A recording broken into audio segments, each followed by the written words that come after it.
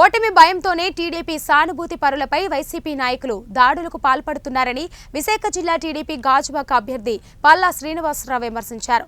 బార్మా camp బాధితులకు అండగా నిలిచిన ఉత్తర నియోజకవర్గ బీజేపీ అభ్యర్థి విష్ణుకుమార్ రాజు వారి ఆవేదనను ప్రసారం చేసిన వీడియోపై పోలీసులు కేసులు నమోదు చేయడం దారుణమని అన్నారు.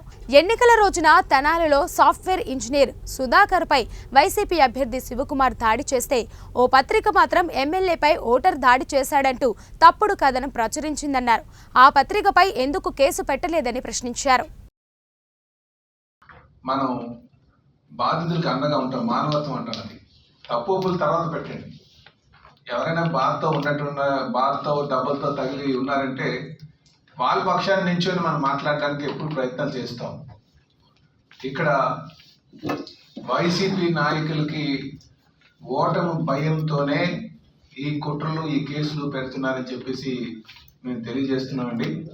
ఈ దాడులు కూడా దిగడానికి కలగ వెనకాలకు ఆంతర్యం, ఈ కేసులు పెట్టడానికి కలగ ఆంతర్యం, రేపు ఎలాగా ఓడిపోతాం, దీపం ఉండగానే చెక్కబెట్టుకోవాలన్న ఆలోచనతో, అంటే ఇప్పుడు ఎలాగ ఈ సమయంలో కేసులు పెట్టేయాలి అని ఒక కుట్రతో ఈ వైసీపీ నాయకులు ముందుకు వెళ్తున్నారని చెప్పేసి ఈ సందర్భంగా తెలియజేస్తున్నాం. బాధితులకి అండగా ఉండి వాళ్ళ బాధని ప్రచురించారని మీడియాపై కేసులు పెడతారా? మరి అలాగైతే అడ్డగోలుగా అబద్ధాలు రాస్తున్నటువంటి సాక్షి పేపర్ పైన ఆ విలేకరుల పైన ఎందుకు పెట్టట్లే? మీకు అనేక సందర్భాలు చూపిస్తాం.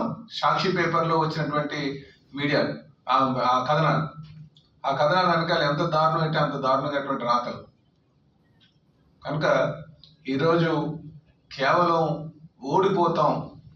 రేపు ఓడిపోతాం అనే భయంతో, ఈ కుట్ర పూరితమైనటువంటి ఆలోచనతో వీళ్ళు వెళ్తున్నారని చెప్పేసి, అధికార పార్టీ నాయకులు వెళ్తున్నారని చెప్పేసి ఈ సందర్భంగా తెలియజేస్తున్నాం.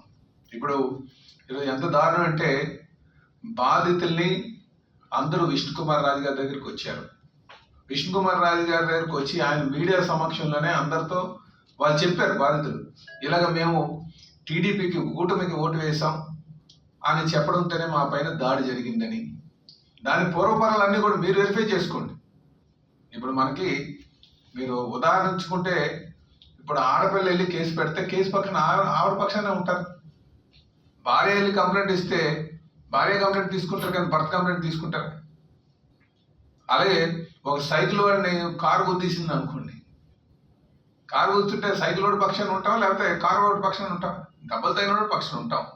ఈరోజు కొంతమంది బాధితులు వచ్చి, బాబు మేము కూటమికి ఓటు వేస్తాం అనేసరికి మా మీద దాడి జరిగింది, ఇందులో 9 మంది ఉన్నారు, ఒకరి మీద కేసు పెట్టారు, మిగతా 9 మందిని 8 మందిని వదిలేశారు అని చెప్పి నాయకుల దగ్గరికి వచ్చి వాళ్ళ బాధను వెళ్ళబుచ్చుకుంటే, అప్పుడు మీడియా వాళ్ళని పిలిపించి మీడియా సమక్షంతో వాళ్ళు చెప్తే, అలాంటి వాళ్ళందరి పైన అటు ఎవరైతే నాయకుడి పైన మీరు 41 నోటీస్ ఇచ్చారు, కేసు పెట్టి మీడియా పైన మీరు కేసు పెట్టారు అంటే ఎంత దారుణానికి ఒడిగడుతున్నారు ఒక్కసారి ఆలోచన చేయండి. ఇది ప్రజాస్వామ్యం అనిపించుకుంటుందా, లేదా నియంత పాలన అనిపించుకుంటుందా? అదే అడుగుతున్నాం మేము. మీరు గతంలో రాసినటువంటి రాతలన్నీ చూడండి. ఎందుకంటే వైసీపీ అధికారంకి వచ్చిన దగ్గర నుంచి కూడా వర్గాలుగా ప్రజలు విడదీసి పాలించడం బ్రిటిష్ వారిలాగా వీళ్ళకి అలవాటైపోయింది. మాట్లాడితే మేము ఇన్ని కార్పొరేషన్లు పెట్టాం, అన్ని కార్పొరేషన్లు పెట్టాం, లేకపోతే ఈ వర్గానికి టికెట్లు ఇచ్చాం, ఆ వర్గానికి టికెట్లు ఇచ్చాం అని చెప్పేసి అనేక ఎక్కడైనా సరే వర్గాల మధ్యన విభజించి వాళ్ళ మధ్యన కేసులు పెట్టి మరి ముందుకు వెళ్తున్నటువంటి ప్రభుత్వాన్ని ఖచ్చితంగా రేపు మీరు ఎలక్షన్ రిజల్ట్స్ చూస్తే మీకు తెలుస్తుంది వాస్తవాలన్నీ కూడా. ఎన్ని కుయుక్తులు చేసినా సరే రేపు వైసీపీని ఇంటికి పంపిస్తున్నటువంటి పరిస్థితి ఉందని చెప్పి ఈ సందర్భంగా తెలియజేస్తున్నా. అలాగే సాక్షి పేపర్ సంబంధించి అనేక కేసులు ఉన్నాయి. వర్గాల మధ్యన విభేదాలు సృష్టించడమే కాదు, మొన్న ఎలక్షన్ రోజు ఎవరిది ఎమ్మెల్యే శివకుమార్ ఉన్నారు. శివకుమార్ ఎమ్మెల్యే గారు ఏం చేశారు, లైన్లో నిల్చున్నటువంటి సాఫ్ట్వేర్ ఇంజనీర్ని కొట్టాడు. ఆయన అడిగింది ఏంటి, ఇంతమందితో ఎందుకు వెళ్ళిపోతున్నారని నేను చెప్పేసి. తిరిగి ఆయన శివకుమార్ గారు ముందు ఆయన మీద చేసుకున్నారు ఎమ్మెల్యే గారు. ఆ సుధాకర్ అనుకుంటారు, సాఫ్ట్వేర్ ఇంజనీర్, యుఎస్ నుంచి వచ్చినట్టున్నాడు ఆయన, ఆస్ట్రేలియా నుంచి. తిరిగి ఆయన కొడితే ఈయన మీద కేసు పెట్టారు. ఈయన మీద కేసు పెట్టారు తప్ప శివకుమార్ మీద పెట్టలేదు. అలాగని చెప్పేసి సాక్షి పేపర్లు ఏం రాశారండి? సాక్షి పేపర్లో అడ్డగోలుగా సుధాకర్ ముందు కొట్టాడు రాశారు. చూడండి ఒకసారి, సాక్షి పేపర్ తెచ్చి చూపించండి. అంటే ఇంత అడ్డగోలుగా రాసినటువంటి పేపర్లో రాతలు పోలీసులు కనిపించట్లేదని అడుగుతున్నాను, అధికారులు కనిపించట్లేదని అడుగుతున్నాను. అలాగే ఈ పిన్నెల రామకృష్ణారెడ్డి, ఆయన అనుచరుల ఇంట్లోనే ఈ బాంబులు దొరికితే సాక్షి పేపర్లు ఏం రాసిందంటే తెలుగుదేశం పార్టీ నాయకుల ఇంట్లోనే బాంబులు దొరికాయని రాశారు. మరి ఆ రోజు మీరు సుమోటోగా కేసు బుక్ చేయడం రాదా? తెలీదా? అంటే ఆ సాక్షి అయితే మీకు అతీతం అన్నింటికంటారా? సాక్షి పేపరు అందులో విలేకరులందరూ అతీతమా? అందుకే అధికార యంత్రాంగం అంతా కూడా ఆలోచన చేసుకోవాలి కేసులు పెట్టే ముందు. ఇప్పుడు మనకు కానీ వాక్ స్వాతంత్రం ఉంది. మీరు కేసులు పెట్టేసుకుంటే ఎవరైనా ఏం మాట్లాడితే ఆ కేసు పెట్టేస్తే ఇంక వాక్ స్వాతంత్రం ఎందుకు అవుతుంది? ఏదైనా అడ్డగోలుగా మాట్లాడారంటే బాధితులు పక్కన పెట్టుకొని, ఇప్పుడు అడ్డగోలుగా మాట్లాడారు, బాధితులు మన దగ్గర లేరు. బాధితులు తప్పో ఒప్పో తర్వాత నిర్ణయించండి. నేను అందుకే అడుగుతాను, ఒక సైకిల్ వెళ్తుంటే కారోడు గుద్దాడంటే కారోడు పక్షాన్ని నించుంటావా, సైకిల్ పక్షాన్ని నించుంటావా? ఎవరికైతే దెబ్బలు తగిలేవో మానవతా దృక్పథంతో వాడి పక్కన నిల్చుని ప్రయత్నం చేస్తాం. అయితే నేను ఏమంటానంటే, ఈరోజు బాధితులు ఉన్నారు, వాళ్ళు వచ్చి స్పష్టంగా చెప్తున్నారు, మాకు ఇలాగా మాపై దాడి చేశారు, కేవలం మేము కూటమికి ఓటు వేసామని చెప్పి మా పత్రికా ముఖంగా మీడియా ముఖంగా వాళ్ళు చెప్పారు. చెప్తుంటే మీరు సుమోటోగా కేసు ఫైల్ చేసి ఎవరిని భయభ్రాంతులు గురి చేయాలని ట్రై చేస్తున్నారో మీరు ఒకసారి ఆలోచన చేసుకోవాలని చెప్పి అధికార యంత్రాంగాన్ని అంతా కూడా తెలియజేస్తున్నాం. అనేక సందర్భాల్లో సాక్షి పేపర్ రాసినటువంటి అడ్డగోలు రాతలు మీరు ఎన్నో చెప్పచ్చు, వందలు చెప్పచ్చు. ఉన్నత స్థాయి అధికారులు కూడా గమనించాలి. ఇప్పుడు వార్త ఒకసారి వాళ్ళు ఒక ఆరోపణ చేసి బాధితులు చెబుతుంటే సిఎస్ డీజీ, ఇంకా చీఫ్ సెక్రటరీ గారు కావచ్చు, డీజీ గారు కావచ్చు, వాళ్ళకు ఉన్నటువంటి అనుభవంతో వాళ్ళు ఆలోచన చేసుకోవాలి, అరే విషయం ఎంతవరకు ఉంది ఏదని చెప్పేసి. అంతేగాని అధికారం మన చేతిలో ఉంది, లేకపోతే అధికార పక్షం మా చేతిలో ఉంటుంది, లేకపోతే పగటకల్ కంటూ రేపు మళ్ళీ అదే పార్టీ వచ్చేస్తుందేమో నేను పగటకల్ కంటూ కేసులు పెట్టడం చాలా దారుణం అని చెప్పేసి వాళ్ళ స్థాయిని బట్టి మేము చెప్తున్నాం. వారు కూడా ఆలోచన చేసుకోవాల్సినటువంటి అవసరం ఉంది. ముఖ్యంగా అధికార యంత్రాంగం, వాళ్ళ పై అధికారులు కానీ కింద అధికారులు కానీ వచ్చినటువంటి ఆ పరిస్థితులు గమనించాలి.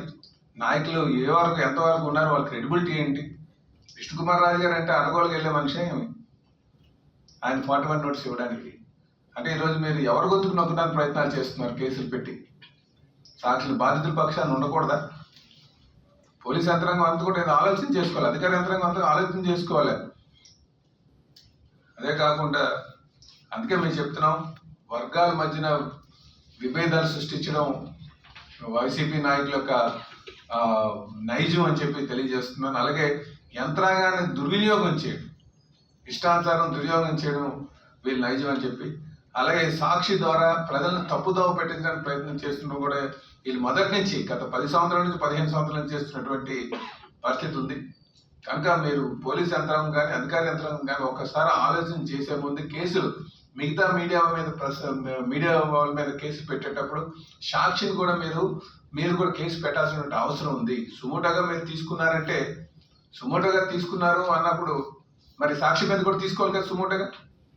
కనుక ఇలాంటి గమనిస్తే ఇప్పుడు ఏవైతే సెక్షన్స్ ఇంపోజ్ చేశారో వాటిని మనం గమనించినట్లయితే వాళ్ళ ఎఫ్ఐఆర్లోని ఇద్దరు వర్గాల మధ్యలో కానీ, లేకపోతే 2 రిలీజియన్స్ మధ్యలో కానీ, అలా లేకపోతే ఇతర రెండు గ్రూప్స్ మధ్యలో కానీ ఏదో వాళ్ళు ఒక రెచ్చగొట్టినట్టు వ్యాఖ్యలు చేశారు, రెచ్చగొట్టారని. ఎవరు రెచ్చిపోయారు, ఎక్కడ రెచ్చిపోయారు, ఏం గొడవలు అయ్యాయి, దాన్ని ఎవరు పట్టించుకోలేదు. ఇది పోలీసులకు వ్యతిరేకంగా ఏదైతే ఒక పోలీస్ రిపోర్ట్ ఇవ్వడానికి బాధితులు వెళ్ళారో వాళ్ళు పట్టించుకోక, వాళ్ళకి నియరెస్ట్ ఎవరైతే దగ్గరలో నుండి ఎవరైతే సహాయం చేస్తారని ప్రజలకి నమ్మకం ఉందో వాళ్ళ దగ్గరికి వెళ్తారు. కాబట్టి అదే అంశం మీద వాళ్ళు విష్ణుకుమార్ రాజు గారి దగ్గరికి వచ్చారు. వాళ్ళ తాలూకా కష్టాలు చెప్పుకున్నారు. వాళ్ళు ఎక్కడ చాటుమాటుగా చెప్పలేదండి. మీడియా ఎదురుగానే వాళ్ళ కష్టాలు చెప్పుకున్నారు. అలాగే వాళ్ళు మీడియా ఎదురుగానే మాట్లాడారు. ఆయన కూడా మీడియా ఎదురుగానే మాట్లాడారు. ఆయన కూడా పోలీస్ స్టేషన్కి వాళ్ళకి మాట్లాడారు. కానీ ఆయన సొంత పరివారానికో లేకపోతే ఆయన సొంత సైన్యమో లేదు కదా. అలాంటప్పుడు ఆయన ఎక్కడ రెచ్చగొట్టారు? ఆ సెక్షన్కి అసలు సంబంధం ఏముంది? ఆ సెక్షన్లు కూడా ఒకదానికోటి పొంతం లేకుండా 120Bకి తీసుకెళ్లి సెక్షన్ 34 తగిలించారు. అంటే ఇవన్నీ ఎలా కనిపిస్తున్నాయంటే ఇన్వెస్టిగేషన్ అవ్వకుండా అసలు ఏమీ తెలియకుండా ఆన్ ది స్పాట్ అప్పటికప్పుడు ఒక కేసు పెట్టాలని పెట్టారనేటువంటి చాలా క్లియర్గా కనిపిస్తుంది. కాకపోతే ఒక్క విషయాన్ని గమనించుకోవాలి. ఇలా ఏవైతే ఫాల్స్ ఛార్జెస్ ఫ్రేమ్ చేస్తారో అలాంటి పబ్లిక్ సర్వెంట్స్ పోలీసుల మీద కూడా కేసు పెట్టడానికి మాకు అధికారం ఉంది, మాకు రైట్ ఉంది.